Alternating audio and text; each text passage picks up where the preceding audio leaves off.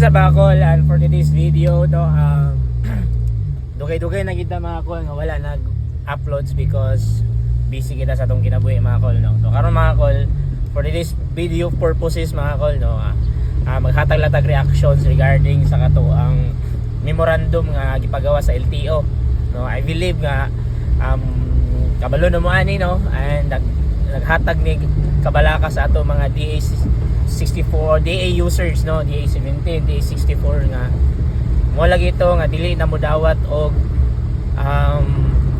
registration ang LTO sa mga surplus nga mga sakyanan, no. So duha lang ka reaction atong or duha lang ka comment atong mahatag sa ani mga kol, no. Isa bad news, ang isa good news, no. Unsa maning bad news, unsa maning good news. So first, ang bad news mga kol, bad news sa taon ha.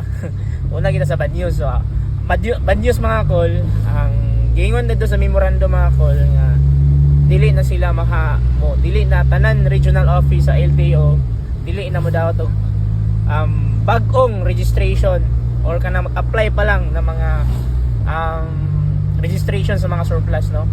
So nganong bad news man siya kay bad news na siya para sa mga builders, no, mga builders sa surplus. Kaya ngano man dili na nila pwede i-apply ang mga rebuild na mga unit nato ng mga surplus. So ingana mga kol, so mean to say ikaw buyer ka, mapalit ka og kanang kanang surplus nga sakyanan, unya kana siya wala pa na rehistro, wala pa gyud na siya na rehistro sukad-sukad, dili na gyud na makaparehistro hangtod nga dili ma-revoke ang memorandum sa LTO. Now, kung nakapalit na ka, problema na gina kayo karon sa mga builders nga nipalit sila, nakapalit kag unit niya kabulo pag i-rebuild na dili ta kabalo kung unsay sabot niyo sa builder, kung napabay refund, no, napabay refund sa gidaw nimo para mag-build sa imong unit, no. So kamo na magsabot na sa builder, pero dako kay ni nga kanang gani problema sa mga builders karon. Pero if ang builders na sila yung mga builders nga sa mga builders nga sakyanan,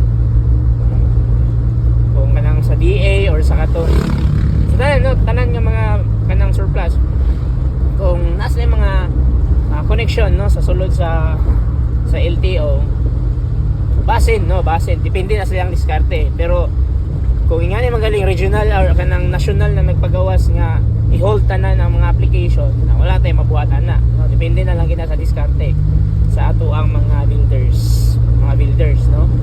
So ngano mangutanat ang anong na may kanang ingani nga memo kay tungod remember mo sa akong post, gi-post nako before nga Nike raid nga murag illegal nga kanang murag illegal imported ba nga mga surplus, gi-raid siya because wala ni agi sa saktong process.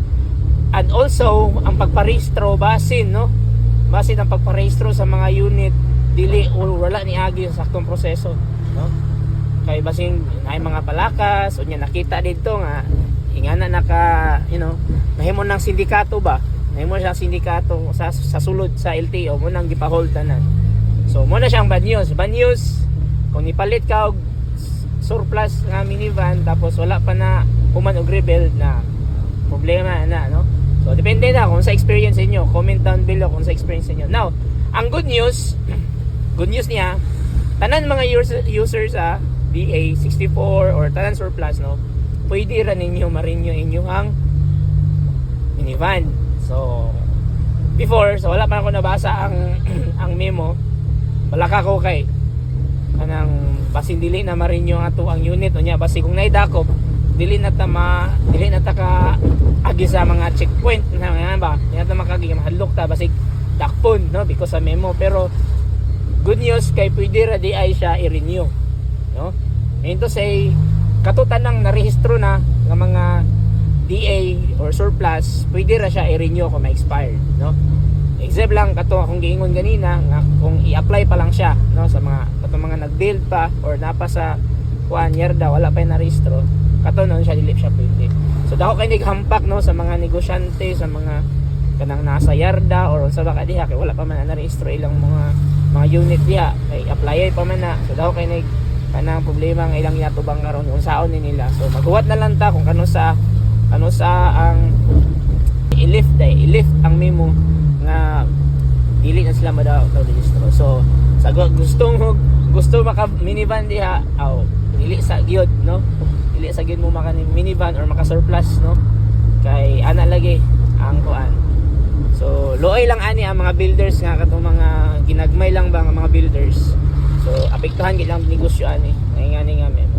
So kato na mga call, and don't forget to like and subscribe our YouTube channel. Dugay-dugay na kita, wala na pag-storya pero pohon nag-post ako mga updates and everything no. So mora to, ingat and baboos.